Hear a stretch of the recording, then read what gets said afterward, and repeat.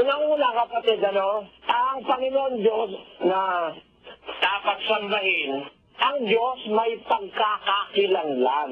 May pagkakakilanlan ang tunay na Diyos na dapat sambahin. Pwede mo siyang makilala. Alam mo kung ano yon?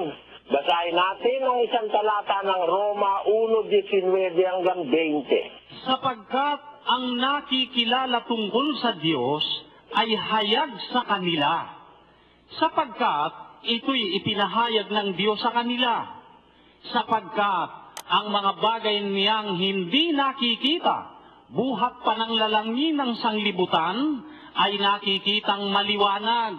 Sapagkatanto, sa pamamagitan ng mga bagay na ginawa niya, maging ang walang hanggan niyang kapangyarihan at pagka-Diyos, upang sila'y walang madahilan. Yan, meron palang pagkakakilanlan sa Diyos. Hindi palatandaan ang tawag ng Biblia ron.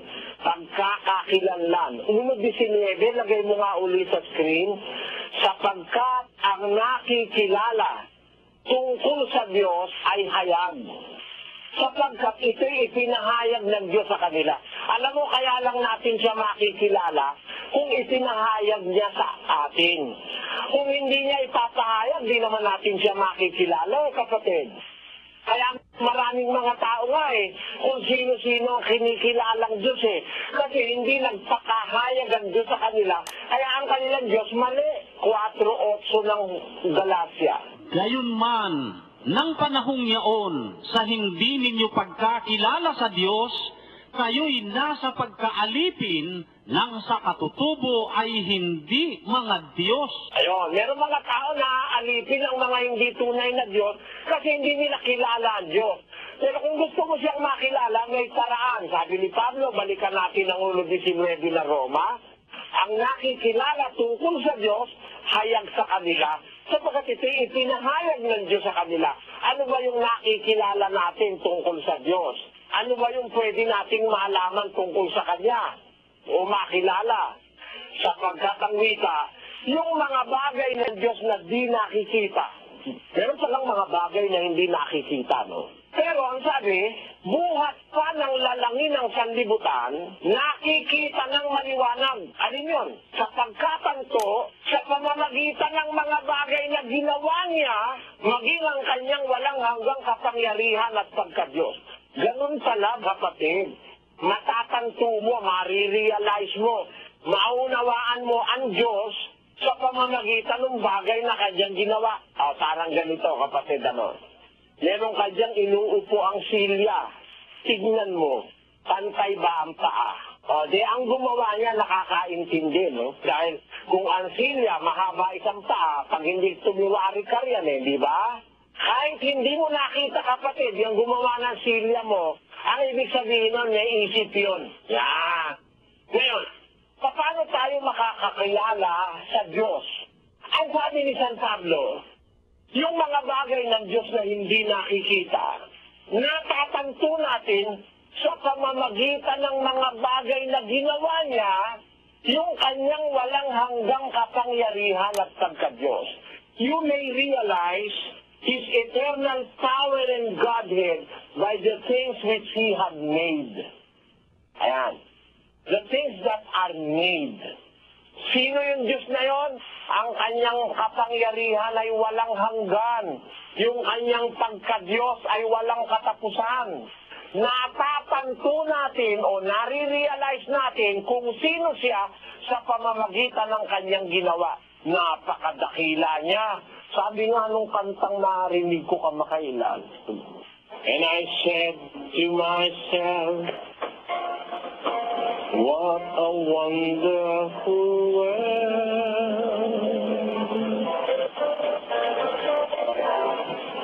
I see skies of blue and clouds of white, the bright blessed day and the dark silent night.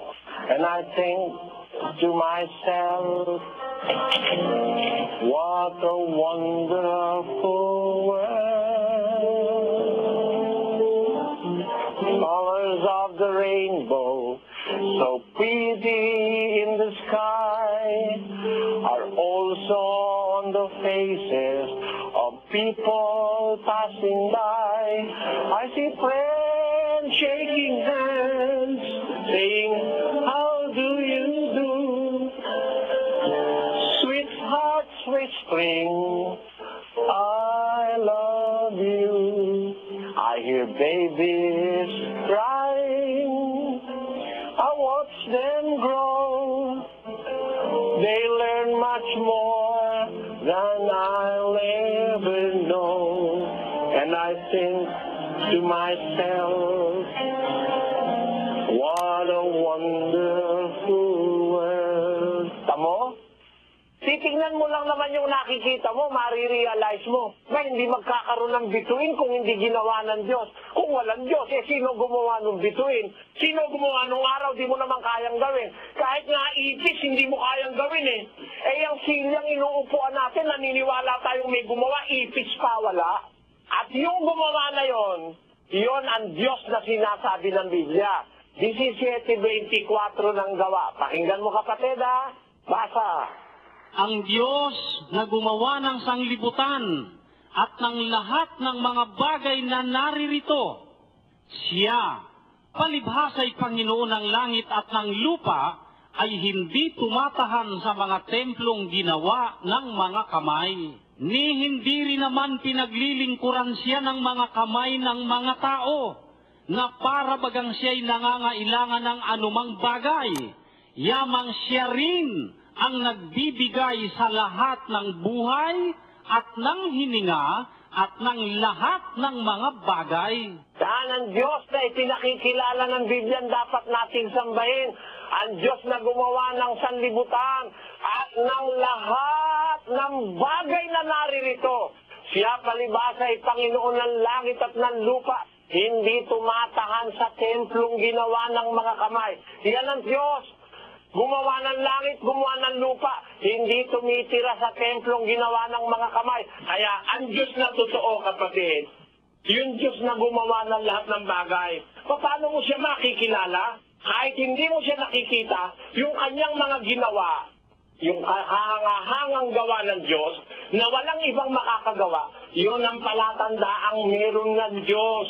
Yung Diyos na yun ang dapat nating sambahin. Basahin natin, yung Diyos na gumawa, yung lumalang.